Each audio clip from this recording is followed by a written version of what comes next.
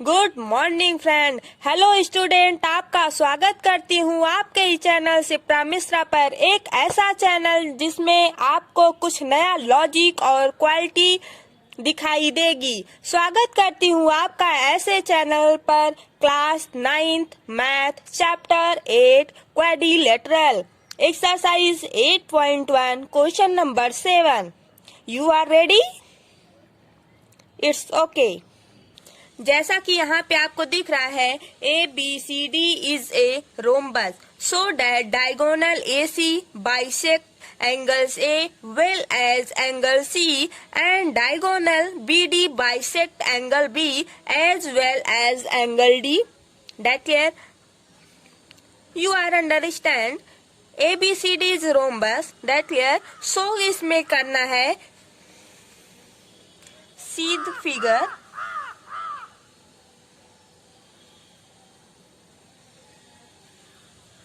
ये आपका रोम्बस है। क्या है? रोम्बस है।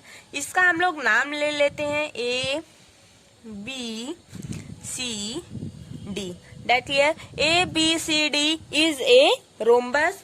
अब यहाँ पे शो क्या करना है, ये जो एसी है वहां पे बाइसेक्ट कर रहा है किस पे? एंगल ए पर और एंगल सी पर। अब ये देखो, हम एसी जो है वो आपको बना दिए हैं, आपको नहीं, इस फिगर को बना दिए। ठीक है। अब यहाँ पे देखो, एसी जो है ये डायगोनल हो गया किसका? रोम्बस का। अब किस पे हुआ है? एंगल ए पर और एंगल सी पर। That clear? अब इसमें बोला है ये जो बीडी है डायगोनल। अब यहाँ पे आप लोग क्या करोगे, एक डायगोनल हम लोग बनाएंगे, कौन सा? बीडी। ठीक। फिर एंगल बी और एंगल डी पर बाइसेक्ट किया है, तो यही इसमें शो करना है। तो अब आप लोग कैसे लिखोगे? पहले लिखोगे A B C D is a rhombus. फिर ए बी जो है वो किसके इक्वल है? सी डी के। फिर सी डी जो है वो किसके इक्वल है? डी ए के। क्यों इक्वल है? क्योंकि ये सब गिवन है। रोम्बस है तो रोम्बस की साइड जो होती है वो इक्वल होती है। अब यहाँ पे देखो, ए बी जो है वो पैरेलल है किसके? सी डी के। और बी सी जो है वो किसके पैरेलल होगा तब? डी ए के। तो यहाँ से हम लोग यह कह सकते हैं, ये जो ए डी है वो भी किसके इक्वल होगा? सी डी की इक्वल होगा। That clear? यहाँ से अब हम लोग कुछ नाम देते हैं। देखो, अब इसका नाम हम लोग ए दे देते हैं, और इसका नाम 2, और इसका नाम 3, और इसका नाम 4, इसका नाम 1 2 3 4। अब देखो, जब ए डी इक्वल हो जाएगा किसके? सी डी के, तो हम यहाँ से बोल सकते हैं एंगल ए जो है वो एंगल 2 के इक्वल हो जाएगा। यहाँ से फर्स्ट इक्वेशन बन जाएगा। अब हम लोग लिखते हैं, देखो, A B C D is a rhombus. अब यहाँ पे देखो, ए बी इक्वल है किसके? बी सी के। और ये बी सी किसके इक्वल है? सी डी के। फिर ये सी डी किसके इक्वल है? डी ए के। ए बी ये सब गिवन है। अब यहाँ पे देखो, ए बी पैरेलल लाइन है किस पे? सी डी पर। एंड ए डी पैरेलल है किसके? बी सी पर। ये वाली लाइन इसके पैरेलल है और ये वाला जो है इसके पैरेलल है। ठीक। अब यहाँ से हम लोग बोल सकते हैं ए डी, ये जो ए डी है वो किसके इक्वल है? सी डी के। A D equal to C D. तो यहाँ पे एंगल ए जो है वो एंगल 2 के इक्वल हो जाएगा। That clear? ये जो है आपका फर्स्ट इक्वेशन हो जाएगा। क्या हो जाएगा? फर्स्ट इक्वेशन हो जाएगा। अब हम लोग आगे बढ़ते हैं।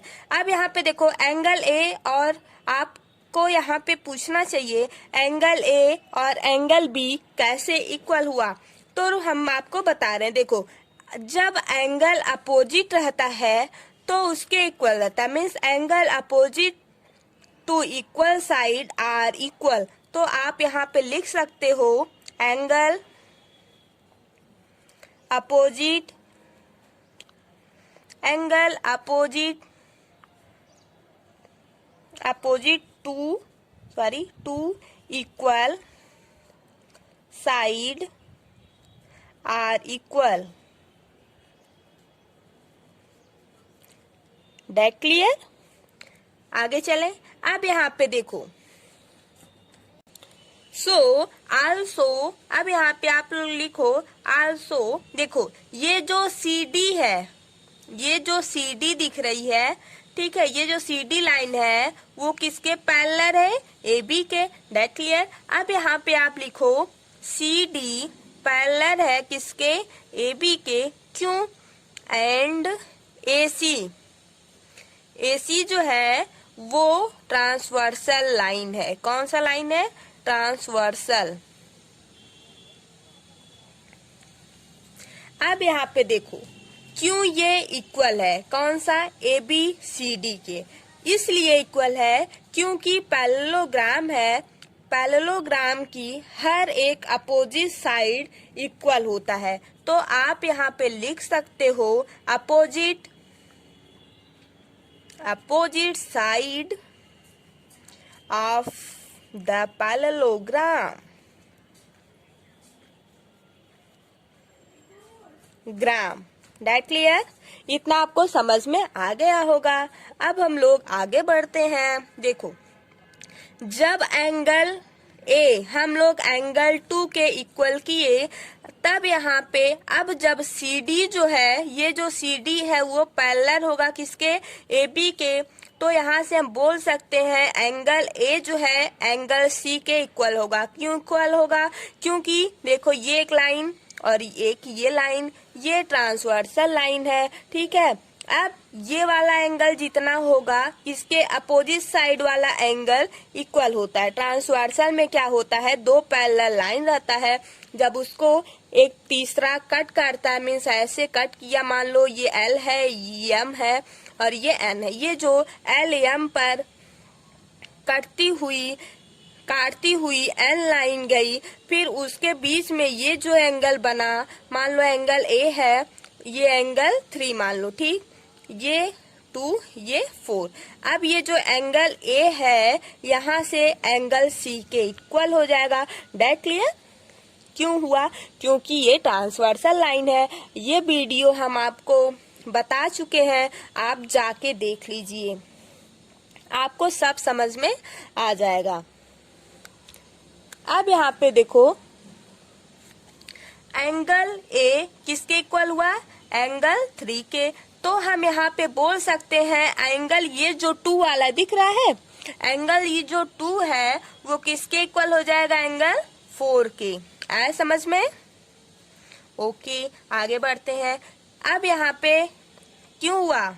अल्टरनेट एंगल से। क्यों हुआ? अल्टरनेट एंगल से। देखो, अल्टरनेट एंगल का यहाँ पे हम ट्रांसवर्सल बोले थे ना, तो जैसे यहाँ पे ट्रांसवर्सल का भी यहाँ पे ये देखो एक है, फिर ऐसे ये जो गया ये डायगोनल बना, ये जो डायगोनल बना ये AC क्या है? यहाँ पे ट्रांसवर्सल है, इसलिए हम ट्रांसवर्सल बोले। लेकिन अब यहाँ पे आप ये भी बोल सकते हो एंगल A एंगल 3 के इक्वल है। क्यों? Because it is a alternate interior angle, so opposite side are equal. That clear? It's okay. आगे चलते हैं। अब यहाँ पे एक बात समझो, देखो ये जो है इसको हम लोग मान लेते हैं सेकेंड इक्वेशन। फर्स्ट इक्वेशन में क्या आया था? एंगल 1 इक्वल टू एंगल 2, ये आया था फर्स्ट इक्वेशन में। अब यहाँ पे by equation first and second, from equation first and second, इस फर्स्ट वाले इक्वेशन को, इसको और इस सेकेंड वाले इक्वेशन को हम लोग क्या करेंगे? सॉल्व करेंगे। अब यहाँ से देखो एंगल A इक्वल है एंगल 2 के, तो यहाँ पे जरा देखो एंगल 1 किसके इक्वल है? एंगल 3 के। तो आप यह बोल सकते हो, जब अब फिर से सुनो, देखो एंगल A एंगल 3 के इक्वल है। और फिर एंगल ए एंगल 2 के इक्वल है, तो आप बोल सकते हो एंगल 2 भी एंगल 3 के इक्वल होगा। क्यों होगा? क्योंकि मान लो angle A equal to angle 3 है। ओके, अब यहाँ पे देखो एंगल ए जो है, यहाँ पे इसको यूज कर लो। एंगल ए जो है एंगल 2 के इक्वल है, तो एंगल ए के प्लेस पर हम लोग एंगल 2 लिख सकते हैं कि नहीं? लिख सकते हैं। तो एंगल ए जब इक्वल है एंगल 2 के, तो एंगल ए इक्वल है एंगल यहाँ 3 के। फिर यहाँ पे अरे यार एंगल 3। अब यहाँ पे देखो एंगल ए इक्वल है एंगल 3 के, तो एंगल 2 भी एंगल 3 के इक्वल है। That right. अब यहाँ से आप बोल सकते हो, देखो यहाँ पे इधर देखो एंगल 2 इक्वल है किसके? एंगल 4 के। तो यहाँ पे बोला है एंगल 2 जो है एंगल 1 के भी इक्वल है ना। तो यहाँ एंगल 2 के प्लेस पर हम लोग एंगल 1 को पुट कर सकते हैं, फिर ये एंगल 4 के इक्वल हो जाएगा। ये सब ये वाला और ये वाला आपको बस हम रफली समझाए हैं, ठीक है। अब यहाँ पे देखो angle 2 equal to angle 3 and angle 1 equal हो जाएगा किसके? एंगल 4। Date right. ओके, अब यहाँ पे देखो आप लिख सकते हो AC is bisect angle, AC is bisect angle A and angle C। Okay, अब फिर B वाला भी आप लिख सकते हो ना। दैट सिमिलरली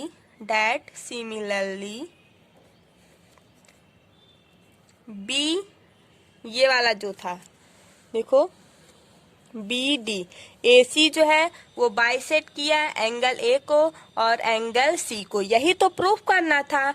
अब यहाँ पे आप सिमिलरली लगा के कह सकते हो कि ये जो BD है वो भी angle B as well as angle D के क्या है? इक्वल होगा।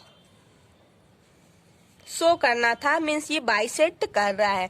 अब यहाँ पे देखो BD is bisect angle C and angle D।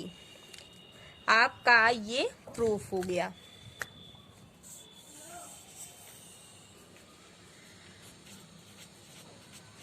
Proofed. Hey guys, अगर आप हमारे चैनल पर अभी तक नए हो तो आप हमारे चैनल को सब्सक्राइब कीजिए और लाइक कीजिए एंड अपने फ्रेंड लोगों को भी शेयर कीजिए। और हाँ, अगर आपको कोई प्रॉब्लम हो 9th 10th मैथ में और केमिस्ट्री में, तो आप वो क्वेश्चन सेंड कर सकते हो, या अभी तक हम जो बताए हैं उसमें भी आपको कोई प्रॉब्लम हो तो आप कमेंट करके बता सकते हो। अभी रिवीजन क्लासेस चल रहा है क्लास 10th पीरियाडिक टेबल का, वहाँ पे बहुत उसमें लॉजिक और क्वालिटी वाला क्वेश्चन है, वीडियो है, उसमें हर एक चीज आप लोगों को अच्छे से समझ में आएगा। तो आप उसको जाके देखिए और क्लास 10th में जो भी है उसके पास शेयर कीजिए। Okay, bye bye, thank you, bye bye.